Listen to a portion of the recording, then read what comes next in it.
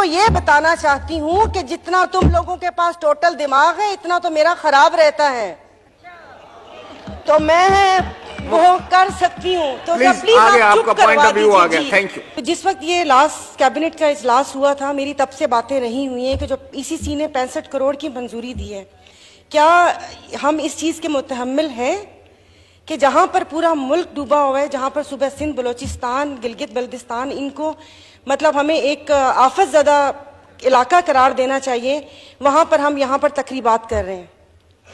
सही बात है, 75 साल हो गए हैं, मुझे बात करने दीजिएगा प्लीज। हम आज़ाद हैं, मेरे अपनी बात में कर रही हूँ। शायद गोरों की गुलामी की आज़ादी के बाद दूसरे कलर चेंज हुआ है, बाकी मैं अपने आप को नहीं समझती। और दूसरा, ये 75 साल तकरीब ऐसे ही है जैसे आजकल सोशल मीडिया पर कि बच्चे सारा साल माँ बाप को पूछते नहीं और हैप्पी मदर और फादर डे के ऊपर सेल्फी लगा देते हैं कि हैप्पी मदर डे और हैप्पी फादर डे। मेरा कराची डूबा हुआ है, सड़क पे चलने की, गाड़ी चलने की जगह नहीं है, लोग मर चुके हैं, डैम के उन दरवाजों के ऊपर लाशें तैरती हुई आ रही हैं। मुझे ये ग्रीन लाइट ना जहर लग रही हैं। मैं जिस वक्त वहां से गुजरती है, इनको चुप करवा लेंगे कि जिस वक्त नहीं सर, एक सेकंड, कोई दादा खड़ा हुआ होता है तो पीछे से चू भी नहीं निकलती और अभी चू चू चू चू चू चू लगी हुई है। और बाकी अभी ये करके कर दें, अब ये पता नहीं बल्दिया का किसने लाकर यहाँ पर बिठा दिए कि जिनकी जुबान ही नहीं बंद होती। और दूसरा सारा वो उस तरह वो हो के बेटा वो तो वैसे ही गुलाम है हम लोग। और दूसरा मैं रिकॉल कर रही हूँ कि ये जो जुडिशरी रिफॉर्म के ऊपर आया था, वो वाकई अदलिया को आज़ाद होना चाहिए, उसमें रिफॉर्म की ज़रूरत है।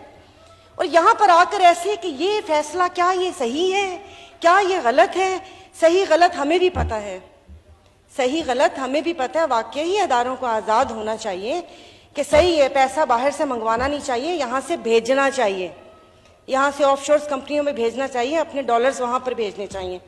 और दूसरा, रिफॉर्म्स अदलिया में बिल्कुल होना चाहिए, चाइना मॉडल होना चाहिए कि नवे मिनिस्टर्स को डेथ सेंटेंस हो गया और उस गोली की कीमत भी घर वालों से ली। और ये भी पूछना चाहिए कि आप कैसे किसी को हम अपनी जमानत पर बाहर जाने की इजाज़त दे सकते हैं और उसके बाद उन्हीं को बड़े यहाँ पर ओहदों पे बिठा सकते हैं, और जमानती लोग यहाँ पर बैठ के इदारों पे कैसे उंगली उठा सकते हैं, कैसे इदारे को एक फिक्स बेंच कह सकते हैं। तो ये बहुत सारी बातें थी जो सारी गड़बड़ हो गई, लेकिन शुक्रिया आपने मुझे टाइम दिया। लेकिन ये कि आज के दिन सियासत वैसे नहीं करनी चाहिए थी। वो मुझे पता है कि बहुत ज़्यादा खुश हैं और बहुत सारी आप लोगों को ऑक्सीजन मिली है, तो सर ये ज़रा चुप करवा देंगे प्लीज़।